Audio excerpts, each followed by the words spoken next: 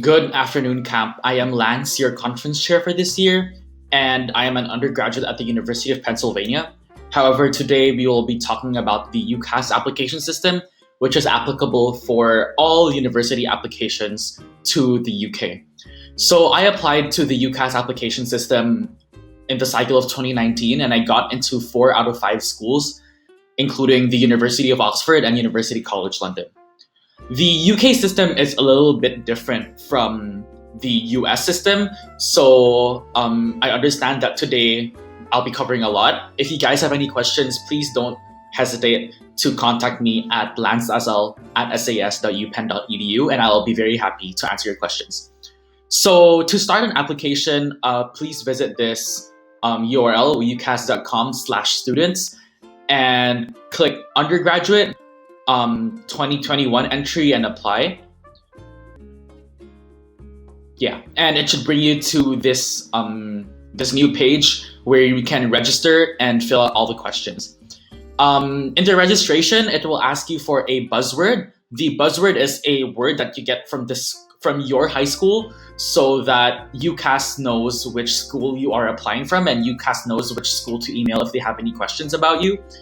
If you do not have this buzzword, that means you are applying independently, so you have to ask your guidance counselor for this information first. And if you are applying independently, you just have to fill out a few more steps.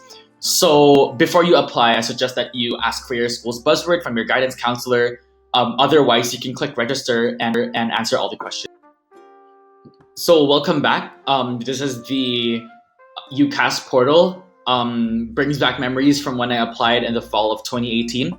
So this is the welcome page where you can see your personal ID, which is a very important number because this is the number that UCAS or universities, the number that they'll use when they want to contact you via email or via phone. There are other how-to guides here and PDFs as well. If this video doesn't answer any of your questions, you can definitely have a look at these. And basically what this video will be is me guiding you through this checklist. And once this checklist is completed, you are free to send your application. This is the personal details page of the UCAS application. This is a pretty straightforward page to complete. All you will need are your personal basic details, your passport details, your citizenship details. Here it asks for your reference number. But if you don't have any of these reference numbers, that is perfectly okay. It will not impact your application. However, if you do have a TOEFL number or an IELTS number, I'm sorry, I lost that. Yes, if you have a TOEFL number or an IELTS number, this would definitely be helpful to the university if you've taken these for English language exams. Aside from that, there is also another box here for student support asking for your fee code. This refers to the method of payment that you will be using to pay the £26 application fee for all 5 schools. So it's a one-time fee of $26 to apply to all 5 schools. And most people would be selecting private finance here, but you can definitely ask for financial aid from your school or from UCAS itself. And another thing to note here is the nominated access section, which basically is UCAS asking you for another contact, which could be a parent or a guardian or someone that you trust, that they can ask about your application if you cannot be contacted. So this is the choices section of the UCAS application portal. There will be a lot of information in the next few minutes, so definitely listen up. This is where the major discrepancy between the Common App and other application platforms versus the UCAS system is. So to apply to a university in the UK, it must be noted that you are applying to the course and the school that you want. So it is possible that you can apply to 2 different courses in 2 different schools. So for example, I was very interested in psychology and I applied to experimental psychology in Oxford. And in the London School of Economics, I applied to their social psychology program, which is one of their very new programs, and it was a very young program at the time. And in the UK, you are admitted into the course and the school. So say, for example, you might be a good fit for a school like Oxford, but then if they don't think that you're a good fit for experimental psychology, then you might not get in. and vice versa. And this is unlike other systems like the US, where they don't really care that much about the course that you apply to, but they really do care about your fit into school. So for the choice section, here you can add a choice.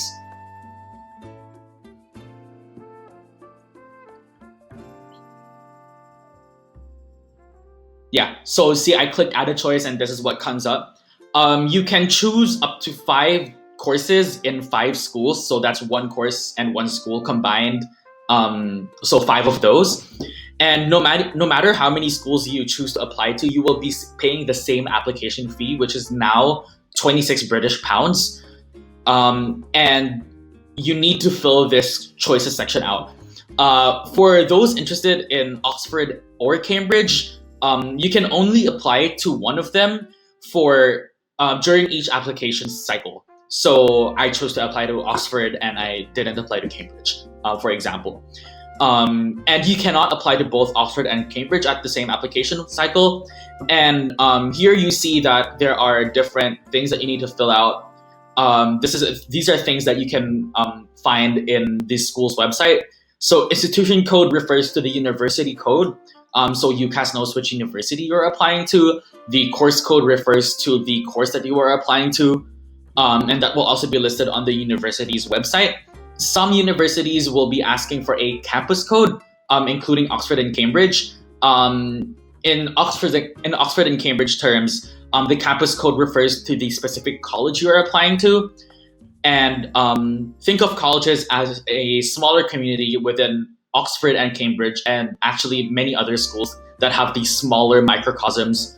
And be wary that not all colleges or not all campuses may be offering your major. So make sure that the college / the smaller campus that you are applying to does offer your major, so that your application is coherent. For start date, you can definitely have a look at C list, and the appropriate start dates will be coming up depending on when you want to start uni. Further details is not something that you need to fill out unless the university specifically asks you to. And here it says live at home while studying. You click yes or no, but then it is highly suggested that you click no, because the whole point of studying abroad is to actually go abroad. And the point of entry is... So the point of entry refers to when in the course you want to start, because some people want to transfer into the course, and so that would be a point of entry in the second year, but then a point of entry in the first year would mean that you are going to be an incoming freshman.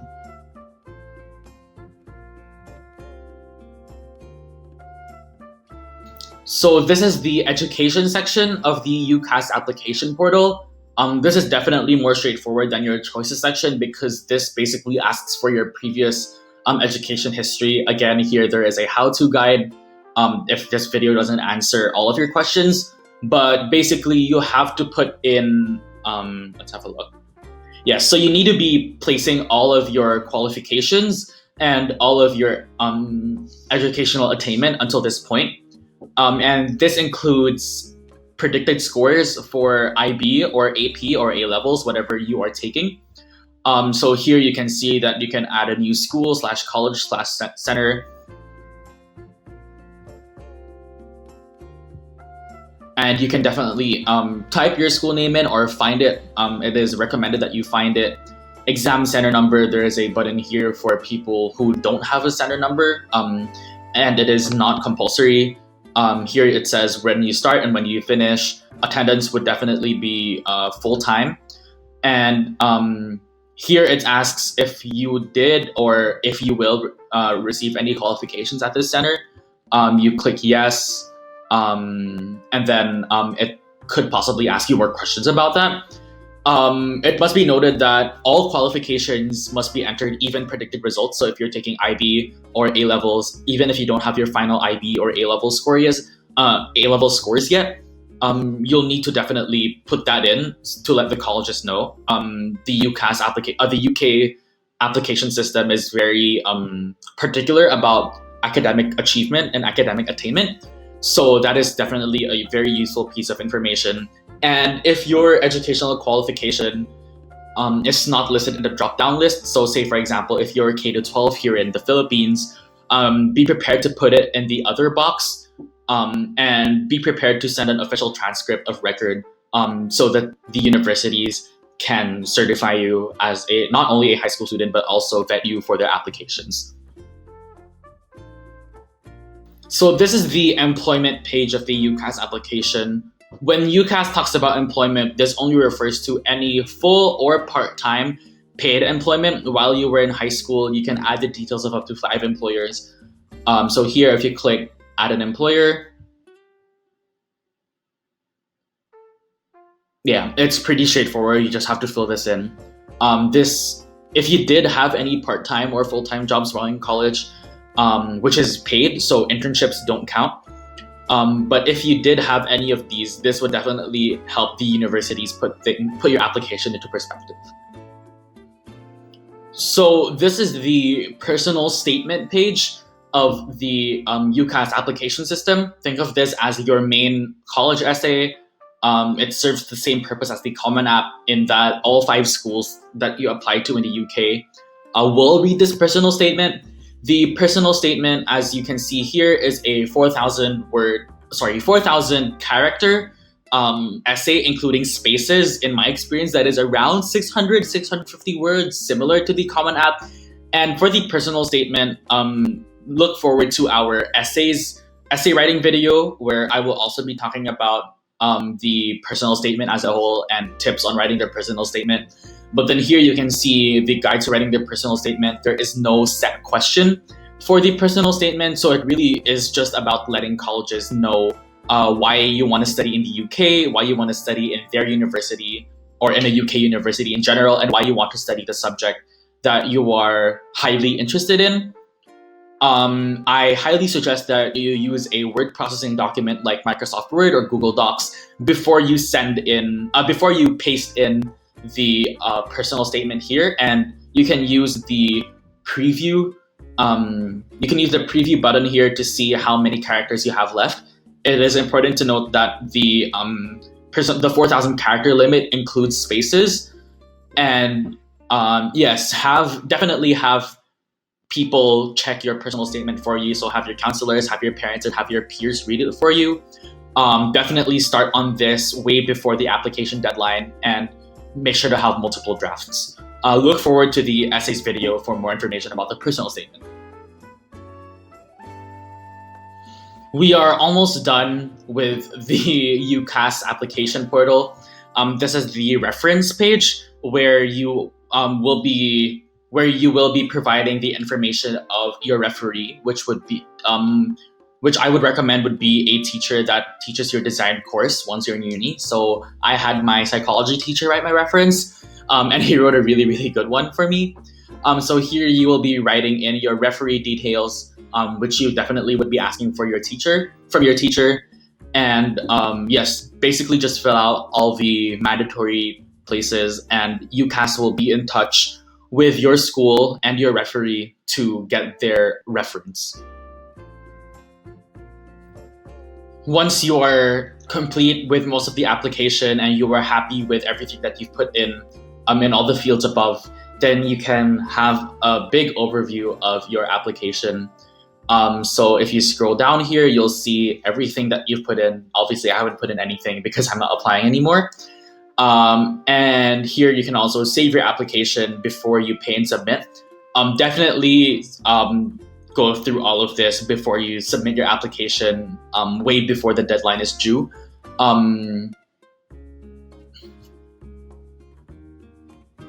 Done reviewing your application and are satisfied with the things that you've put in it and are ready to submit, you can click the pay and send button, which I can't show you now because I haven't filled out all the details.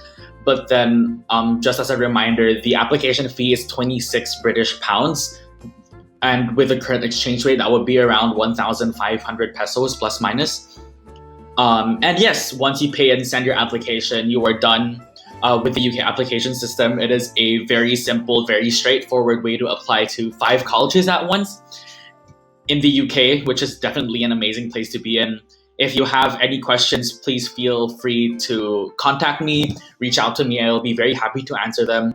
And yeah, thank you for watching this video. And good luck to everyone who's applying this year. I wish you all the best. And I just want to let you guys know that it is definitely doable. So many people before you have completed the application, have gotten into amazing schools, and I'm sure that you can too. See you in the next one.